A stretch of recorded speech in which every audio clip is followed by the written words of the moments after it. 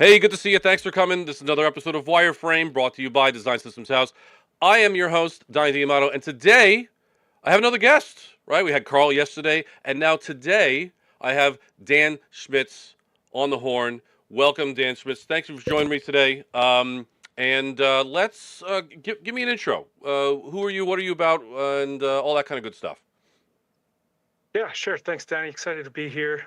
Who am I? So I'd say first and foremost, I'm a dad and husband. Those are the main ones that I identify with. And over the years, I've had many different titles and, designer, architect, strategist, technologist, and kind of all these labels that, I've tried to mold myself into. But really, I'm kind of at a crossing point and trying to figure out who I am. Right? I think of myself as a prototyper, an explorer, and an inventor. But just with how pervasive of an impact that AI has had throughout the industry, I'm kind of reevaluating, how I need to, I guess, share who I am. Right. Right now, I'm in the middle of a job hunt, and that identity crisis is real. A lot of people are, trying to figure out, hey, is designer really even going to be a profession for a while?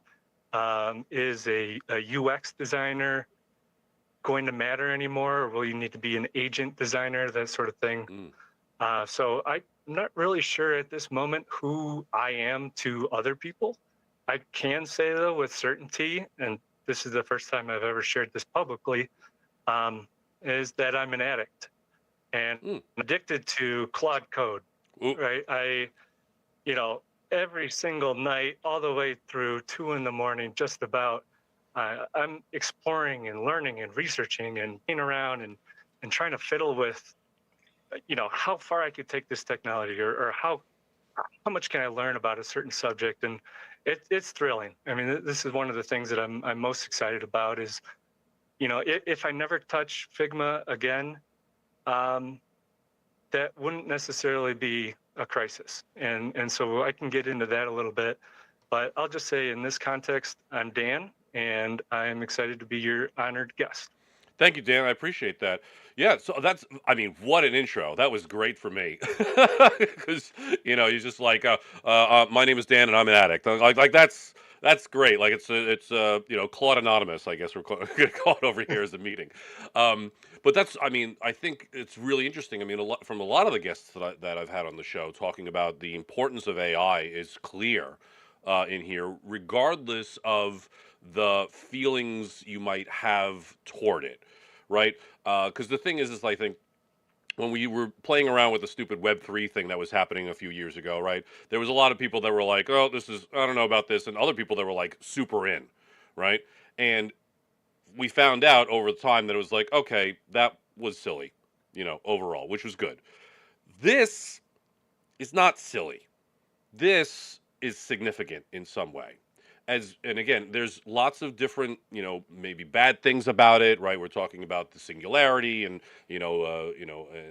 Terminator and stuff like that. And, obviously some potentially things in the far future, but there's also like ramifications about bad things like, stealing people's, information and stuff like that for use in data, all of that off of the table, thinking about this thing as a tool to help level yourself up and learn. I think what you said, Dan, is incredible. So tell me about how you're, I guess, working with it on a day to day. Like, how is it helping you right now as a person who's really into it? I think more than I've ever actually heard of anyone else. Yeah, I'm 110% in. Like this is my whole approach to design. I would say even my approach to thinking and being able to analyze and critique has evolved so much. I've been doing this for the last, I'd say probably 2 years, really heavily invested, and it, just my thinking on it has matured so much, and I've been able to help transition, my colleagues or teammates toward, maybe being AI positive and realized how much more empowering, um, this is than maybe a lot of the media attention that it gets. I'd say, more than productivity, it, it's almost a mirror in a way, and in a Mm, way to externalize your thinking, and then you can focus on tuning or refining, instead of having to have all that information, thought up initially.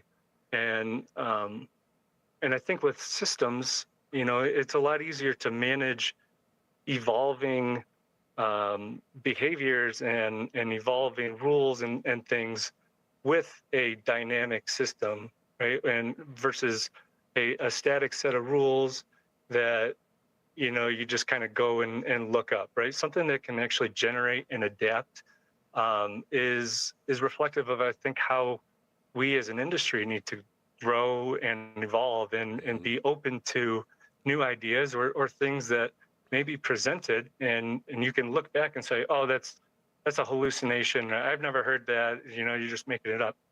Or you look at it and say, okay, let's explore deeper. Let's see how we can kind of play with that. One of the things that we had talked about before the show was, source of truth, Mhm. and I really wanted to explore this topic deeply, just so that I could get a better understanding, kind of what the public opinion was, what the different arguments and perspectives were, and I was able to use it. Just be like, okay, single source of truth is pretty much dogma at this point, right? Um, let's explore the complete inverse of it, right? Like, what would a polytruth architecture look like, and what would be the components of it? What would be the qualities of it? And ultimately, I ended up making a conclusion, but it was a really great thought exercise to generate principles that I think more so relate to a system as a whole versus a static database or a set of rules that you just kind of look up. Mm. Okay. Yeah. So it's interesting, bring up the source of truth thing and the research you've done on that because, full disclosure, a couple of weeks ago, I saw uh, your new product, Git Fig, and I immediately had a visceral reaction to it, which was, I don't want that because now I don't know where the source of truth is. Right? I was like, wait, hold on a second. Shouldn't it? If it was in Figma, then how is it? How are you supposed to know that the stuff that's in code is not where it came from, but it's somewhere else? So you, in my mind, immediately get confused by where a particular source of truth is. So could you tell me a little bit more about how you're thinking about the ability to have two sources of truth, and why you think that this is okay to do? I'm really curious. Yeah, I mean, honestly, even just since the release a couple of weeks ago, my thinking has matured and evolved even more about it. Um, I think that there are truths within context, right? So there are truths for designers and there are truths for engineers. Let's just say, right, the Figma and the GitHub, and they express themselves in different forms, right?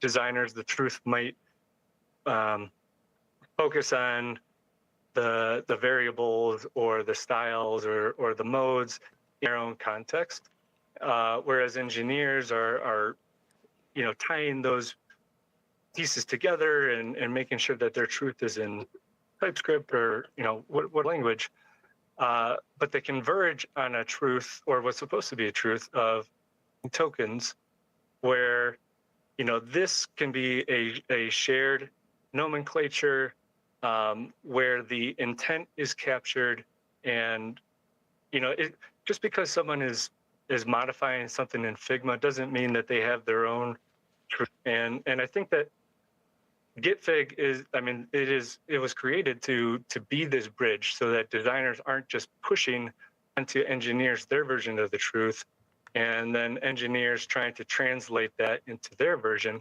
Um, what this does is it more focuses the designers on being able to pull assets from, you know, the living code repository, the thing that actually is able to reference different variables and add logic between them, because Figma really is limited in this ability, right? You can't do a whole lot with referencing other variables or being able to be in multiple modes at the same time.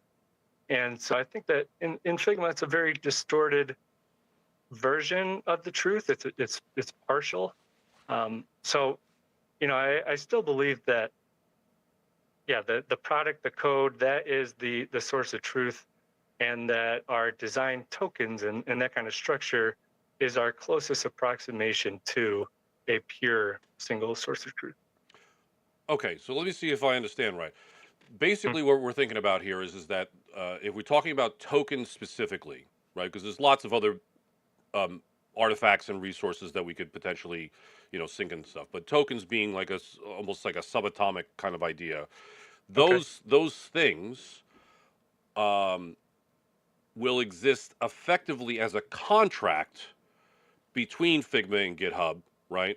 Where that understanding of whatever those things are, those can, kind of cross pollinate effectively.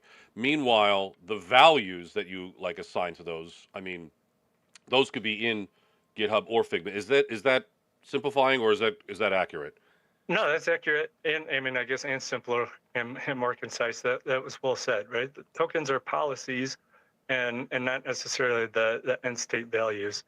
Um, the token, you know, shouldn't say, oh, okay, this is, or I guess it doesn't say this is blue 500. I Hmm. mean, at some level it does, but what it's really saying is, okay, given where the user is, here's what this blue means. Right? So the token binds the intent with the implementation. Okay, right. So we're talking closer to like the semantic idea, right? Where you have a color blue 500 token as like some primitive or base kind of collection, and then there's a semantic meaning that you could assign that primitive to that eventually gets propagated through the system. Is that accurate? Yeah.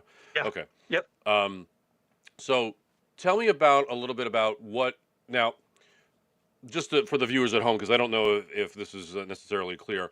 You've made a product called Git Fig, which actually I was showing while you were speaking. So there's a product called Git Fig, which the whole premise of the product is to synchronize um, Git or GitHub things with Figma things. Right, that's the basic idea of it.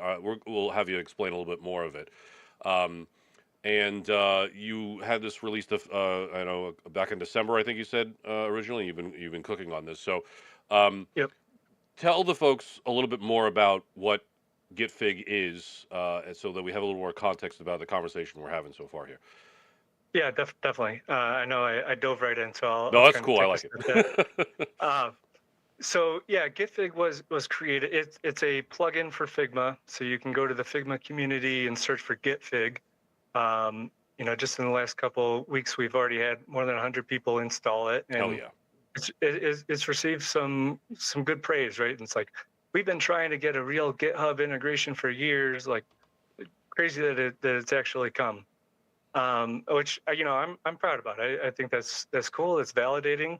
I think we could go further with it. Hmm. But it really started just as a thought experiment of, you know, how might we be able to have a tool or set of tools that, um, yeah, really bridges the design ecosystem and the developer ecosystem in a way that Figma and their GitHub integration just don't do natively. Hmm. There are a lot of problems with version history and naming files, final, and that Mm-hmm. whole Mm-hmm. thing. Um, but what Git Fig does is allow you to version your designs like a developer might, and you can create branches, you can commit changes and have different features that you may want to test. Um, sorry, I've got my background alarm going crazy right now. Um,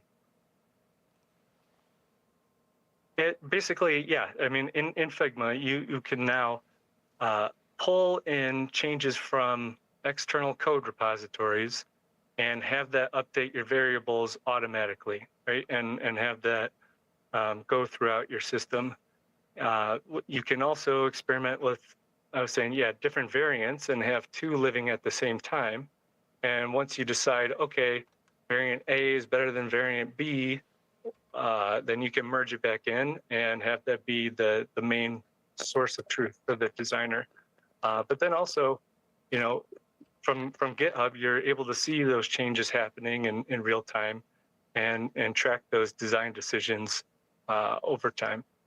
Okay, so I didn't realize actually how much more this ends up being because it's reminding me of a little bit of abstract. Were you around for abstract years Yeah. ago? Yeah. So Yep. for the folks who don't know or maybe might have forgotten, um, before Figma there was a product called Sketch that still exists today. It was probably a lot less used though. That was used for app development and uh, we would use that to make designs and share. But there was a lot of ecosystem that was like left out, right? Where it became like, okay, how do we like version control the designs that we're making? So there was a company called Abstract that came out and says, hey, we're going to give you version control inside of Sketch. Which was great at the time. I mean, granted, the designers needed to learn a little bit about what version control was at the time, but we got there.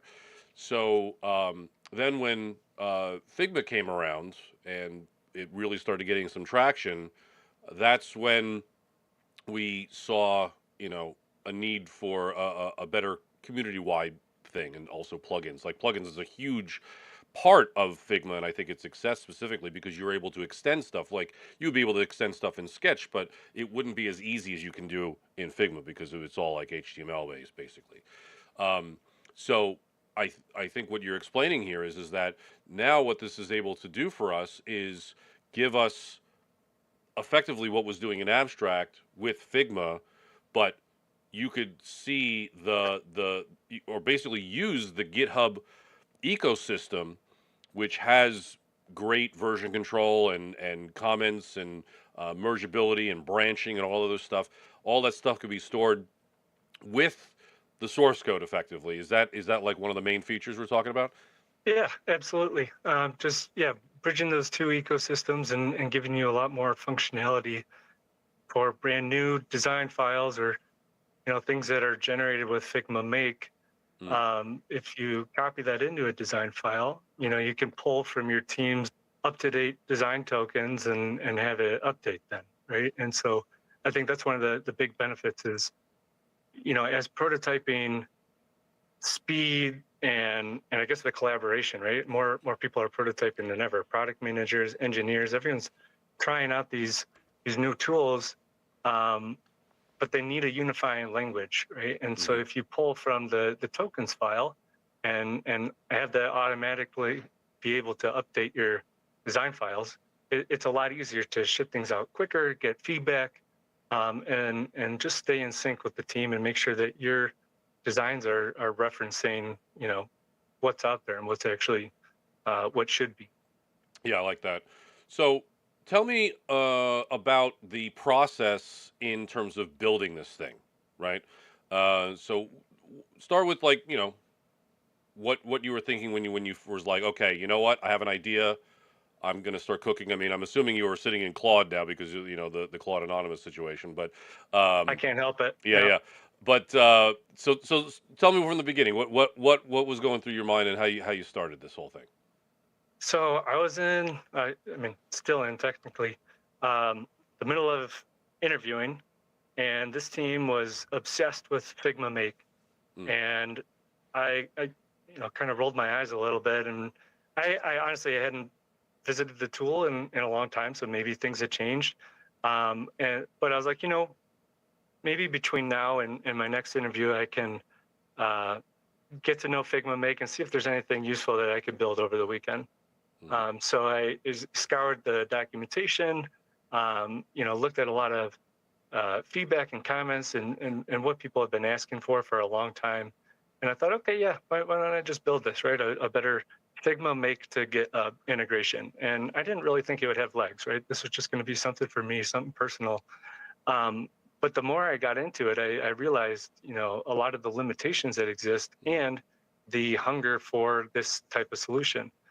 So yeah, I hopped into Claude Code and wrote out the things that I learned and my desired features, what I was hoping to get out of it, and it generated a really useful product. And I was excited about it. I was like, okay, this is pretty neat. Like, how can I take this further? Um, so at the time, I was calling the project Make Git because I was Mm. really focused on Figma Make. Um, but then the next iteration, focused on Figma design, and I thought, okay, how can I expand more of the workflow, for designers in what they actually use today, right? Because Make is a little bit experimental for people, and so that turned into Git Fig, and I just announced it on LinkedIn. Thought, hey, here's something I made. Check it out if you want. And the response was rapid, and other people reposted it way more than I expected, and um, gave me confidence to continue late into the morning and seeing how I might be able to continue to improve it. So are I you Yeah. intimidated at all by the response? Right? Because I mean, were you even expecting the response that you got Not from the initial post? not 1%, right? I was like, oh, okay, well, a lot of people are excited about this, their demand, and now I almost have a responsibility to continue to Hmm. provide and make sure that the quality is up to some standards that I would expect for something I was releasing commercially, like for real. Hmm. Um, so it definitely gave me pause, but then that anxiety turned into excitement, right? Once I continued to get some more hell yeah comments on there and all this stuff, it was like, all right, yeah, let's keep going with this thing. This is cool. Yeah. Um, Okay. yeah, So yeah, so you get the initial excitement, initial push of hey, this could be a real thing. Now now what happens, right? I mean, you've already kind of like put out the MVP over there effectively, like hey, this is a real thing that's going to happen. What's the next steps in there after that? well, I wanted to see where people thought it would be most useful. And so I put together a Git Fig community just on GitHub because my assumption was, okay, if you're going to be using this tool, you should at least have a GitHub account. And that was a free and easy way for me to set up some discussions so people could share ideas and bug reports and all these things. And, I could crowdsource the ideation Mm. of where this thing should go and where it should evolve. And there was a lot of really great feedback that ended up making its way into what is now the current release, version 1.2, and it's improved dramatically from where it started. And yeah, I have a lot of thought on where this could go eventually, but that was my next step of finding out who this has become more useful for. Some people replied on X, hey, just curious, who's using this the most? Is it product managers? Is it developers, designers? Great And I question. had no idea. I don't have a great way to track that. I'm not going to scour the list of signups and try to interpret that. So that's something that I've invited the community to, um, share is Mm. what is your job title, or how do you plan to use this? Um, I'm trying to make it generic enough and abstract enough where it can be a starting point or a foundation, and then invite others to contribute their ideas and improvements upon it. It's currently a free tool. It's closed source, but I'm planning to open source that and really let it evolve and let the community shape what it should be and what it needs. I don't have any strong, need to own it or the sense of ownership over it. I think it's something that we as a community can build Yeah. and, have it take shape where it wants to go. Okay. Because you mentioned earlier in the episode that you are looking for work, right? In between jobs. So it's very interesting to me for you to decide for this to effectively be an open source project when, I mean, this could be a revenue source as opposed as an option, right? Especially if it's as popular as people are kind of saying it's going to be. The hype is absolutely there. You know, why not make it the thing that brings in the money? What's your thought on that? So through more of the research that I've done, and honestly, since there was a comment that introduced me to Go, and I started looking into things that are more specific to, I guess, broader topics, design tokens and systems and structure and architecture and how these things should evolve, right? And so I've really started thinking about that a lot more, and then assessing some of the core limitations of Figma Hmm.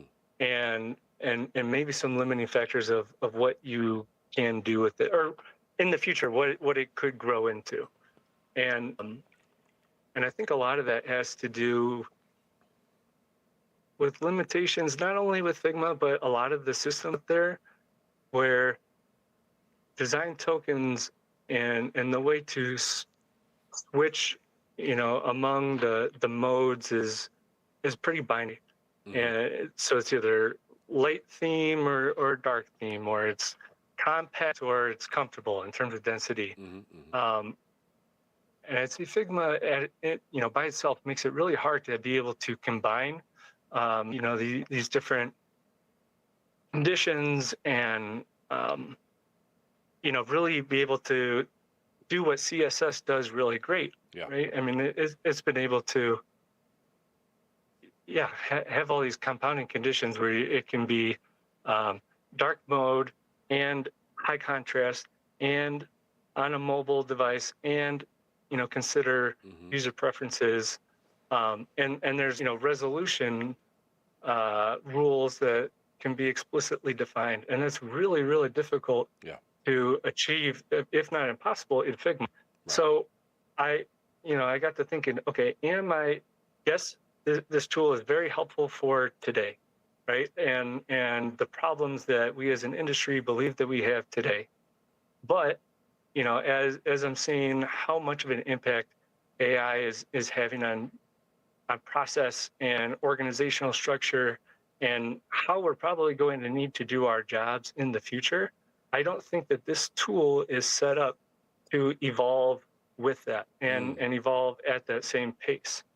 Um, Stack Overflow, I think, is a really good example of it was a great tool for developers during its time, during its Mm. era, right? Where developers could go questions, see if other people had figured out this problem. And now with AI, it's pretty much been diminished to nothing. Hmm. And I don't know. Like, obviously I came on here to talk about Git Fig, but I myself don't see a long-term future for having these two different areas where designers are strictly in their tool and engineers are strictly in their tool. I tried to bridge it, but the way that Figma set up is it's for visual, 2D interfaces for Hmm. the most part. Hmm. Um, we're going to see a lot more voice interaction. We're going to see a lot more 3D interaction Hmm. in the coming years. And um, actually, as an aside, I you know started exploring the idea of design tokens and how it might be applied to world models or robotics or Oh. 3D visual systems, to see if there are any parallels, right, or things that I could learn about in order to improve the architecture. Hmm. And what struck me the most out of that is just how important context is with regard to design tokens. Hmm. And I lost confidence that this tool would be able to provide that. And I'm just so much more on board with how important it is to be able to resolve conflicts, right? And you can't do that in Figma necessarily, and you can't do just in a code repository. Um, and you need these resolution algorithms where you can live within that tier 2 semantic space and be able to say um, context, live across multiple dimensions, right? And it really matters, the user context and where they are. Like, everything needs to adapt, and the way that these tools have been built so far is very much static, and I have to just think about every permutation of it, let alone push pixels to design every permutation of it, versus creating a living system that can adapt based on its surrounding elements. Hmm. So I guess personally, I lean more toward that future version of things. And I was trained early on in my career to think very pragmatically, Mm. and just look at things of, okay, well, what can we get done now? But I really live in the theoretical world, Hmm. and trying to reimagine how we can structure technology to enable us to do a whole lot more. Yeah. Um, I love that. I think there's a lot to take out of that. You put a lot, put a lot in there. There's a couple of things that I want to pull out. The first thing is I also speak on this about the restrictions of the tools, specifically of Figma, because when we're talking about multidimensional modes and providing user preference and brand expression and other things that could influence the way that something is expressed, all of that stuff basically says that there's lots of compounding expressions that could appear on top of each other that aren't just limited to the four things that Figma allows you to do, right?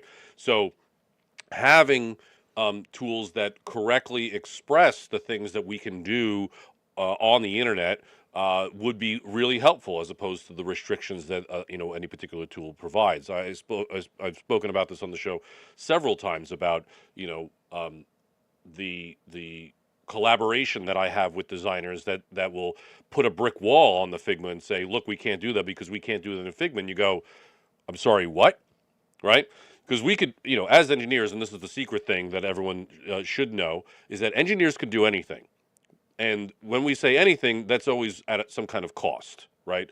About performance, accessibility, et cetera, et cetera. But ultimately, if you ask us to do something, we could do it. It's just the quality of that might be not as great. Meanwhile, in Figma, you just basically can't do anything except for make boxes effectively, right? I mean, granted, there's other features in there too.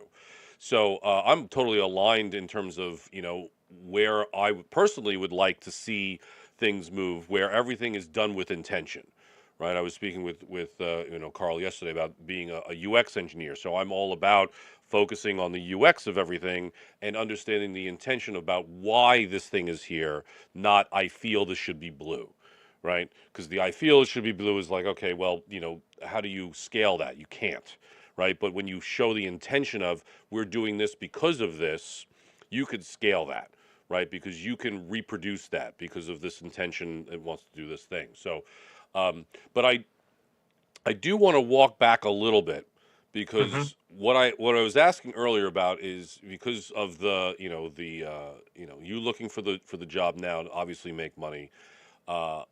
Git Fig seems to be the possibility of being a moneymaker, and I absolutely understand you looking to go on to the next thing effectively. That's what we're kind of saying. Um, but again, why not make it a thing that just is passive income, right? Like it's just you could even say, like you said, you were kind of like done with it, and you're going to kind of give it to the community to like evolve, which is reasonable as well. I'm not saying not to do that or it's a bad idea. Absolutely not. But there's I think two decisions in here. It's either keep it closed source, passive income, put it on the side while you're looking for the next role, or you do the open source situation where people can take it in whatever direction they want, and I could go on to the next thing, knowing that other people have taken it. So could you tell me where you're thinking about that? Where like why not make money off of it? Just fundamentally. No, yeah. I mean, I did consider that absolutely, and thought about the economics of it, and I it probably would make sense to have a seat model, right? And Sure. or maybe you limit the number of repos, and then you got to upgrade, and then it really locks people into this ecosystem. And and if Well, it's business, right? I mean, that's how Figma works, right? It's just, I mean, they lock this to the ecosystem, and then Figma makes lots of money, and then that's it, right? So, but keep going. I mean, I'd be happy to take a check from Figma if they use the tool and realize that, hey, this might be a better way of offering things than what we currently do. Mm-hmm. Um, just the yeah, I mean, I've started multiple startups in the past. One of them was enabling people to telepathically control internet connected devices, right? It was a complex AI neurotech startup. I've been doing domain name investing and kind of automating platforms and stuff for that on the site. So like there are potential passive income opportunities out there. What I don't want to happen is, because my name has been all over this, and I think that good name is better than silver than gold, right? It's this old Thai song, I think, from the 80s, where I believe it has value today, and whatever I'm creating, I want to be able to be all in on and stick my name behind it and be able to say, hey, this is what I'm really focused on building value for you. And because it started out as a project, and yes, it got some traction, I don't think that means that I'm necessarily just going to run with this and have this be the thing that I'm producing, because I think honestly it'd have a bigger impact looking more broadly. I think that there are things related to design systems and how we actually create resolution algorithms that would have a much bigger impact on people and improve their workflow versus giving them another tool to try to adopt that is forced into constraints of Figma or the constraints of GitHub. A lot of the things I couldn't even really truly access without private APIs, right? And so then there's a lot of conversations involved and things. And I'm not here to say Git Fig is dead. What I am here to say is there are valuable aspects of it, and there are valuable learnings from it that we can take and build into other tools that people much more qualified than I am can lead, right? And you can build teams around them and people who have resources to really distribute it widely, like it would need to go. I don't have the resources to fully market it. It's easy for people to build a product today, right? And build whatever they want to. It's less easy, but also very learnable to identify those problems, and make sure that what you're building is useful today. But just because everyone can think doesn't mean that it's necessarily worth pursuing for the long term. Or, a product manager or an executive is like, hey, I just vibe coded this solution. It's super easy. Like, make sure that you integrate it into the product today.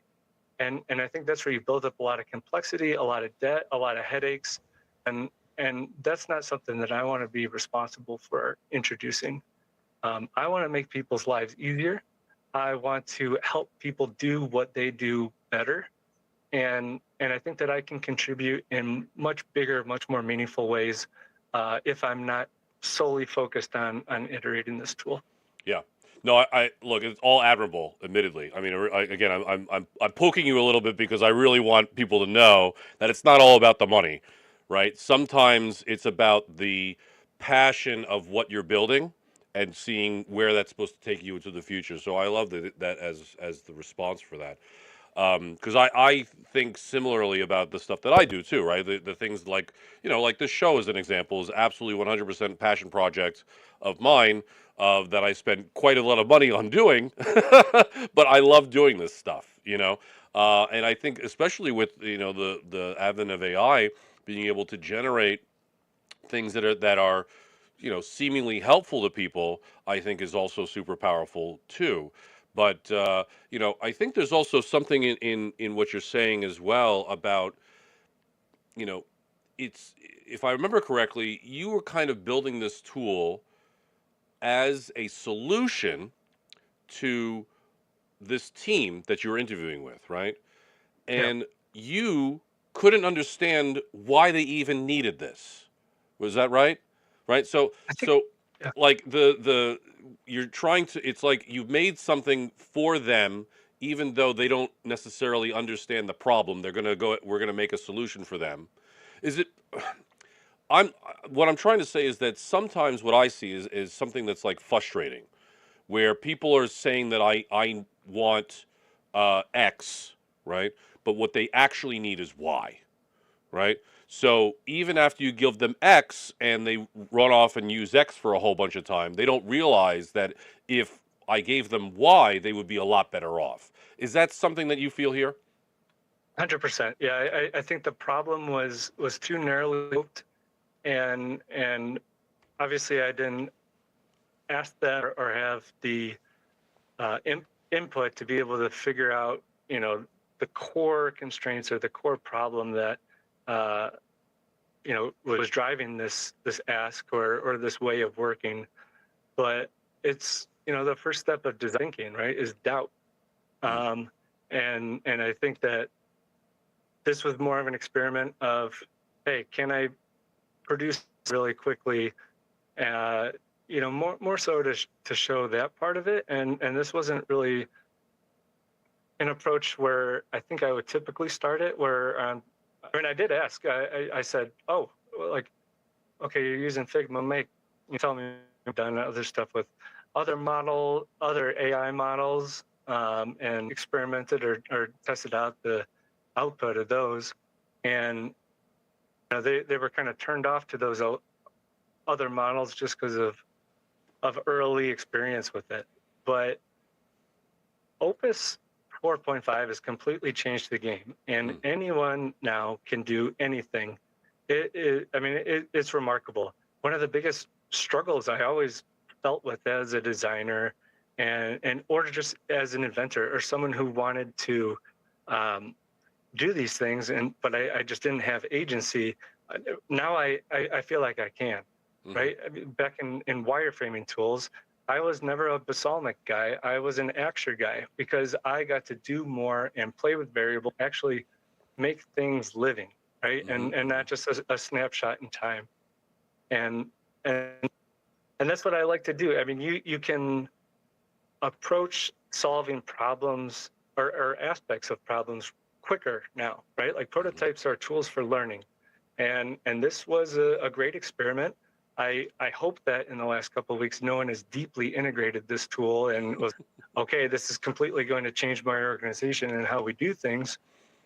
You were part of the test.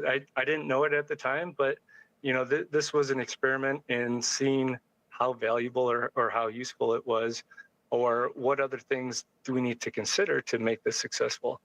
Yeah. And it's just reshaped my whole vision on what all the different components of a system are, all the different small elements, and it's more about the relationships between them, right, than the elements itself.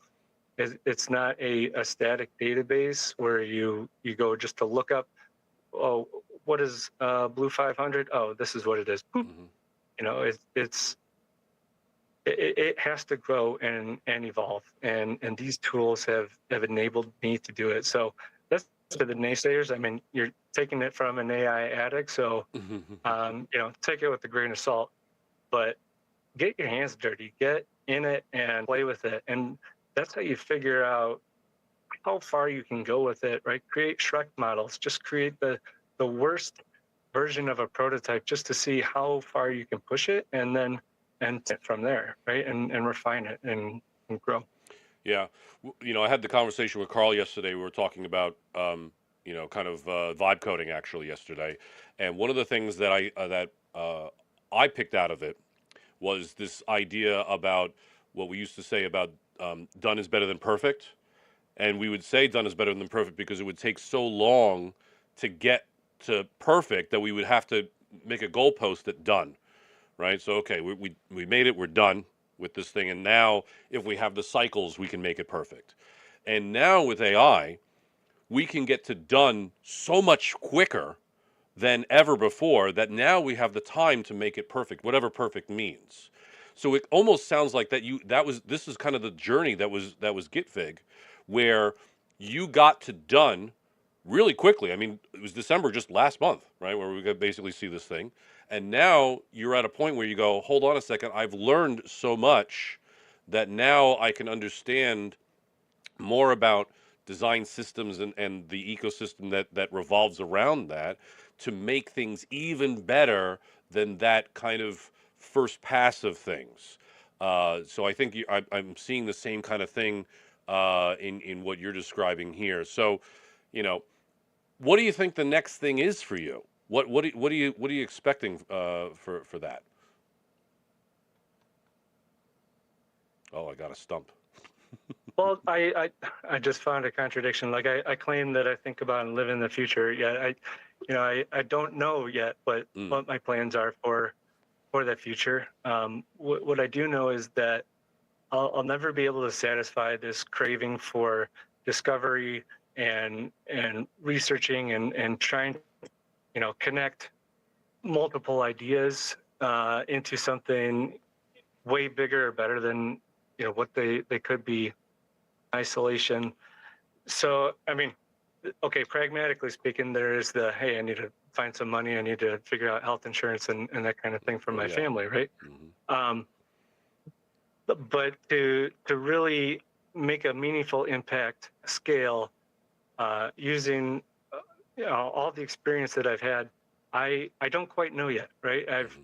I've I've tried applying to all these jobs and can't seem to get past the resume machines. Mm. Um, and so in the meantime, it's just creating projects, reaching out and figuring out what other people are making, because everyone is becoming more empowered than they had before, right? Ideas are no longer confined to the skull, and people have agency, and things can become real a lot quicker.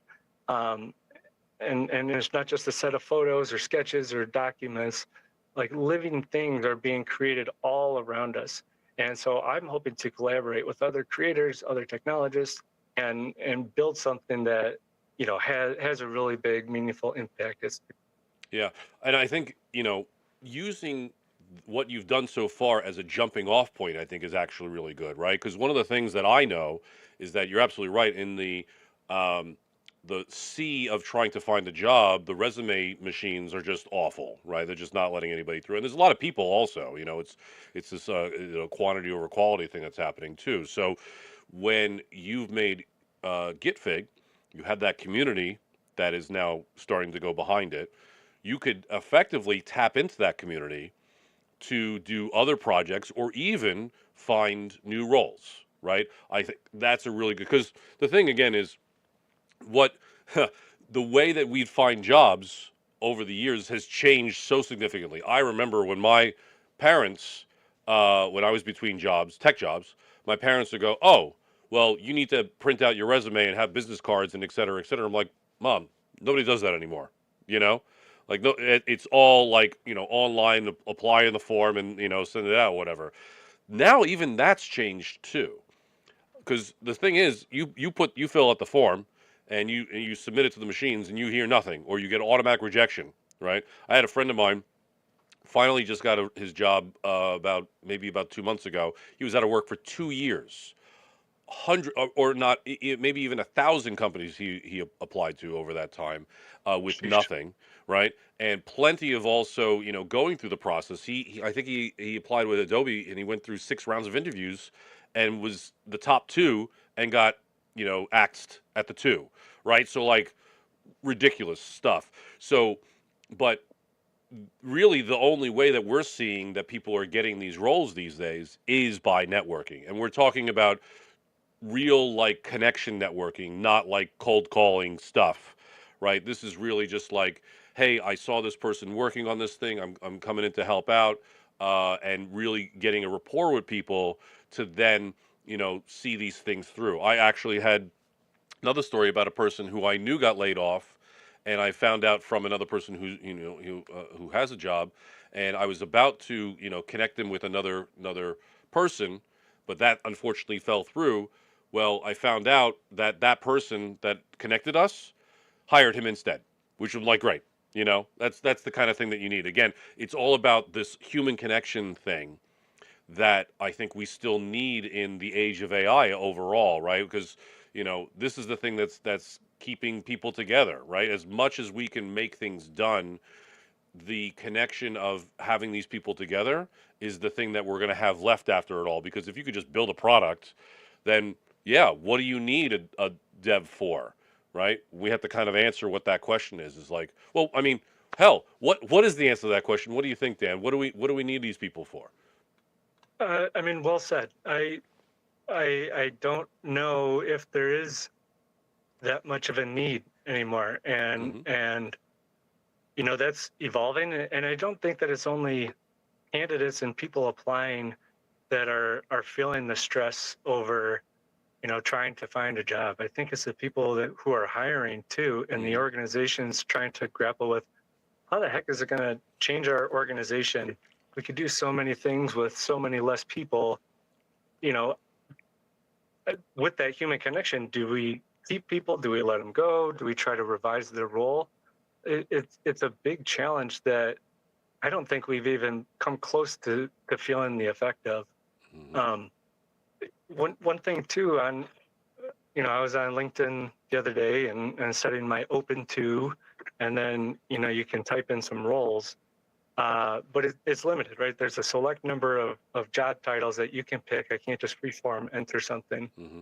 Um, and I think that's kind of an issue because the roles and the titles and the team chemistry and yeah, I mean the teams that we're building are changing, and they're not going to fall into these traditional silos that we've been having for so long Absolutely. of design practice engineering, right? I mean, if it were up to me, I would be like an orchestrator, right? Hmm. An AI agent manager. And it's like, okay, great. Here's your lane, right? You can manage a team of agents. I don't know what they call a group of agents, maybe symphony for now.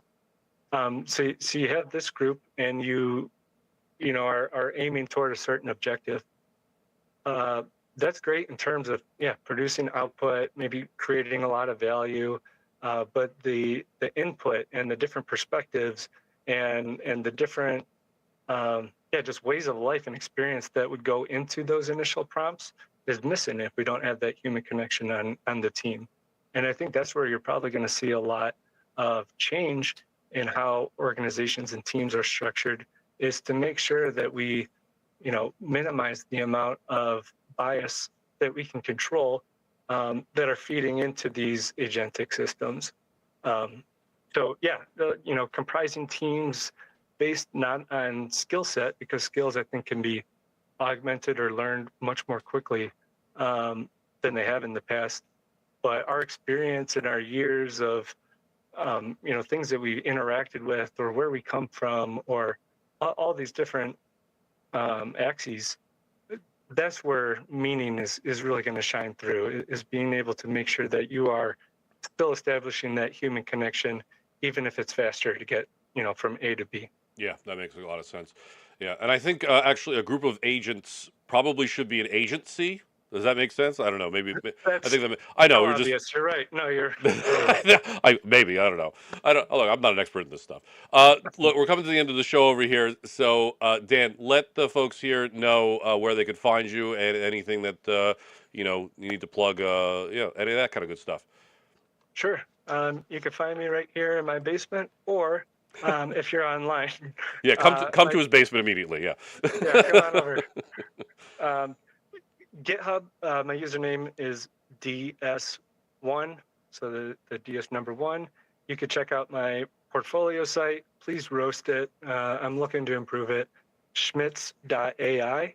And then I do a lot of my public posting for now on LinkedIn, Dan Schmidz. I've been putting a lot more thoughts and explorations on GitHub, but I may start a blog pretty soon if there's people interested. If you're around Boulder, Colorado, I'd love to meet up. But otherwise online, I'll come find you too. I'm looking for that community. It's been really fantastic to be introduced to so many people in design or concerned about similar problems that I wouldn't have had the opportunity to meet or get introduced to if it wasn't for this project. So I'd love to, be more of or establish more of a relationship than a like, right? Let's connect. And I'd love to open the conversation there. Hell yeah. All right. Thanks, Dan. Thanks so much for that. I appreciate you sharing your insights on that, and again on what's going on with Git Fig, because it's a lot more complex than I initially thought, and I really enjoyed the conversation. But that's our show. Thank you so much for watching. Don't forget to help out the show by smashing the like and subscribe button down there below, just to help get notified when we go live. And to continue the conversation, please visit the official Design Systems House Discord by visiting discord.ds.house. And play nice in the comments, all right? And I guess I'll see you on the internet. Thanks. Bye.